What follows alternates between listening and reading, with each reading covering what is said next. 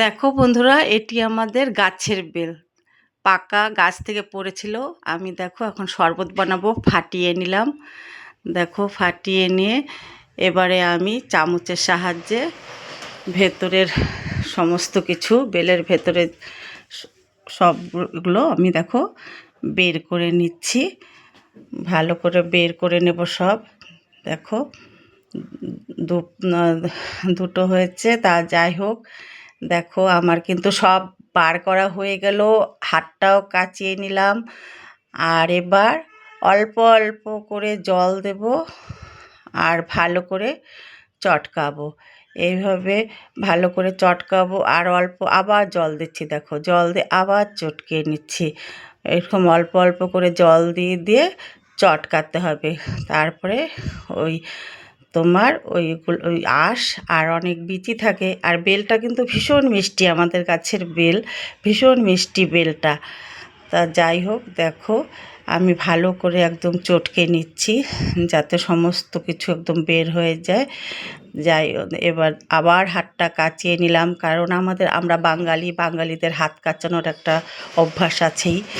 এবার নেটেটা দিয়ে আরেকটা পাত্রে আমি বেলটা দেখো ছেঁকে নিচ্ছি। এবার ভালো করে কাচিয়ে যাতে এতটুকুও বাটিতে না লেগে থাকে সেজন্য ভালো করে একদম কাচিয়ে নিলাম। নিয়ে এবার দেখো নেটের সাহায্যে আমি বেলটাকে একদম চিপে চিপে সব কাতগুলো বের করে নিচ্ছি। দেখো একদম ভালো করে বের করে নেব যাতে এতটুকু কাত ওর মধ্যে না থাকে। ভালো করে দেখো আমার একদম বার করা হয়ে গেছে। দেখো কত আঁশ আর বিচি ওর ভেতরে। তারপরে ভালো করে বাটিটাকে একটু পরিষ্কার করে নিলাম, করে নিয়ে তারপরে অল্প চিনি দিয়ে দিলাম।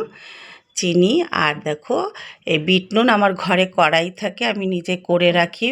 বিট নুনের চাকা এনে গুঁড়ো করে রাখি, সেই বিট নুনটা দিয়ে দিলাম। তোমরা ভয় পাচ্ছ যে এতটা নুন দিয়ে দিলাম, কিন্তু না, বিট নুনটা একটু নুনটা কম হয়।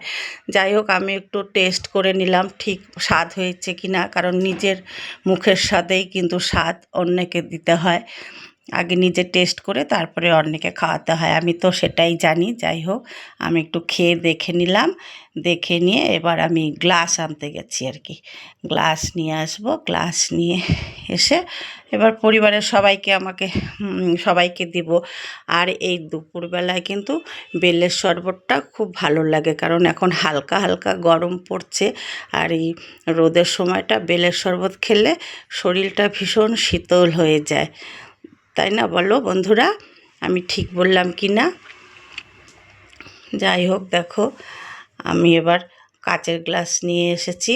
নিয়ে এসে এবার আমি গ্লাসের মধ্যে দেখো শরবতগুলো বেড়ে দিচ্ছি। আর দুধ দিয়েও করা যায়, কিন্তু দুধটা দিলে কি হয়, অনেক সময় হজম হয় না, তাই আমি নুন আর চিনি দিয়েই করলাম।